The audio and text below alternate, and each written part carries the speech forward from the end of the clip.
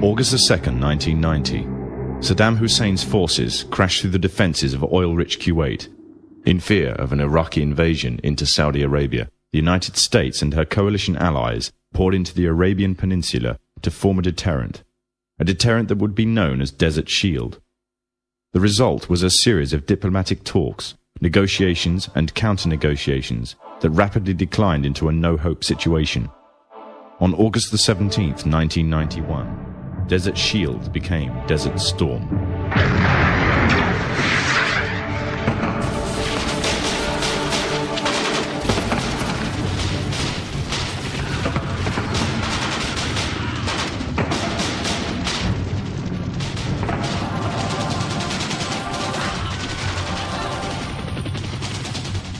The conflict was witnessed by millions through the eye of CNN and the BBC, showing propaganda of the systematic eradication of Saddam's forces by a coalition far superior in technological, political, and economic power.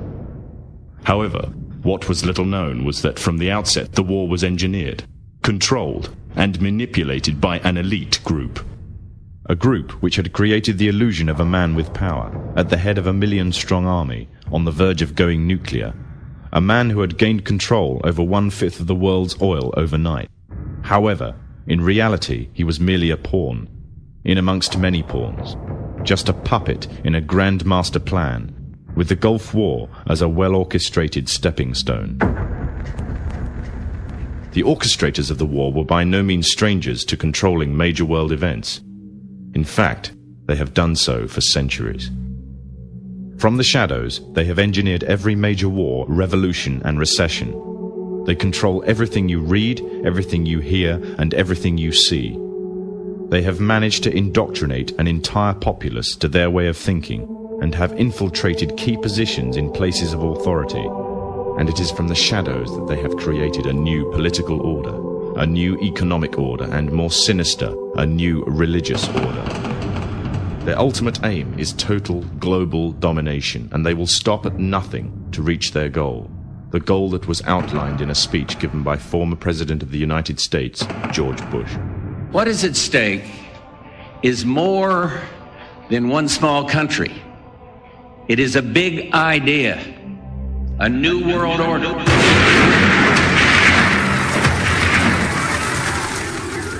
However, the origins of this global plan were not created in the offices of the White House.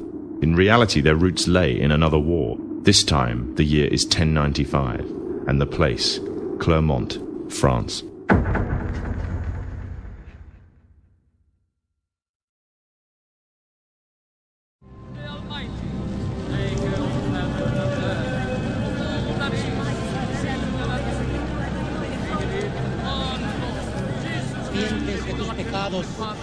En el nombre del Padre, del Hijo y del Espíritu Santo. 11th century Europe was ruled by the Church, which held a firm grip on the hearts and minds of the people. This power enabled Pope Urban II to wage war on the Muslim Caliphate and crusade in what he called a War of the Cross, to recapture the land of Jerusalem. It had been under Muslim rule since the year 637, but in 1099 this rule was brought to a bloody and sudden end. In the name of the cross, women were raped and murdered. Children were put to the sword, and it is said that blood ran in the streets knee-high to the horses. Out of this land of bloodshed and terror, a group of men arose. Men that would stop at nothing to get what they wanted, no matter what the cost. 20 years after Jerusalem was taken, the Dome of the Rock was seized by a group of warrior monks calling themselves the Knights of the Temple of Solomon, or more simply, the Knights Templars.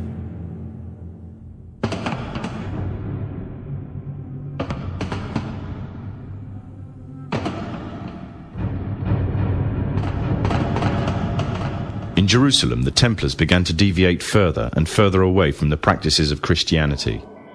They learnt the secret arts of the Kabbalah, an ancient form of Jewish magic, along with its dark rites and rituals. The Jews had learnt the arts from the pagans of ancient Egypt during the times of enslavement to the Pharaoh, and developed them into Babylon at the time of Nebuchadnezzar. In 1307, King Philippe of France arrested them for charges of denial of Christ, homosexuality, and idol worship, as well as magic. In 1314, Pope Clement V declared all Templars as heretics to Christianity, ordering all their properties to be seized. Their leader, Jacques de Morlaix, was captured and burnt to the stake. The Templars were cornered, and just when it seemed they were finished forever, a glimmer of hope arose from a seemingly certain end. They were to find a safe haven as well as an ally. But not in France. In fact, in a country in a desperate struggle for independence against the English. The country of Scotland.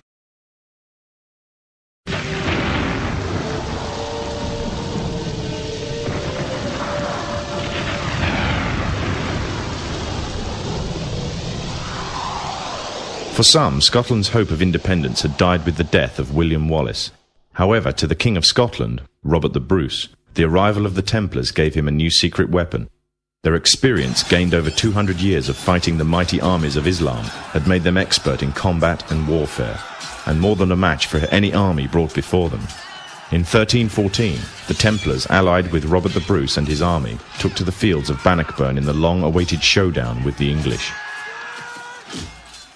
Robert the Bruce's foresight paid off. The 25,000-strong English army suffered a humiliating defeat at the hands of only 6,500 men. The dream of an independent Scotland had finally been achieved. The Templars had brought themselves back from the brink of destruction, and never again would they allow themselves to be destroyed. This time they would control the country by controlling its kings, and in order to preserve their secret order, the Templars would have to die, or more precisely, the name would have to die. The Templars, who had escaped Europe, were finally laid to rest in Roslin Chapel, Scotland, which stands to this day as sign of their presence in Britain. Their descendants became the true power of Scotland. In 1603, the death of Queen Elizabeth I left England without an heir to the throne. By virtue of descent, King James V of Scotland became King of England. In doing so, Scotland and England joined to form a new kingdom, and the power that the Templars held over Scotland spread to give them a firm grip on the whole of Great Britain. For over 100 years, the Templars concealed their activities, fading into the background until they were little known and little remembered. However, they did not cease to keep a firm grip on Britain. All the time they were planning, regrouping, and infiltrating positions of power in all corners of the kingdom. In 1717, the Templars made their reappearance in Europe. They had grown in both number and strength, and were now ready to coin a new identity, free from their reputation of the past, and given credibility by none other than the monarchy and aristocracy of England. And the name they chose for themselves was a name that would be known by many, but understood by a few. This new name, the Freemasons. The new identity and the grandeur of its members afforded the Masons with respect and dignity. The first royal member of the Freemasons was Frederick, Prince of Wales. The latest members include Prince Philip, the Duke of Edinburgh, and consort to the current Queen of England, Elizabeth II, who herself is a grand patron to the Masons. However, behind closed doors, the Freemasons were free to indulge in the secret rites and rituals handed down to them by their ancestors, and these became the basis of their levels of membership, called degrees. The Freemasons were not content with power in Britain alone. Their ambitions were far greater. In the years to come, the world would witness Europe and America being plagued by wars and revolutions, each more devastating than the other. However, these would not be as commonly believed, the spontaneous effects of a downtrodden people, but in fact schemes created by the exclusive few, driven by hunger for absolute power. All this would take place from the very country from which they had fled centuries earlier, and would become the base for their global domination.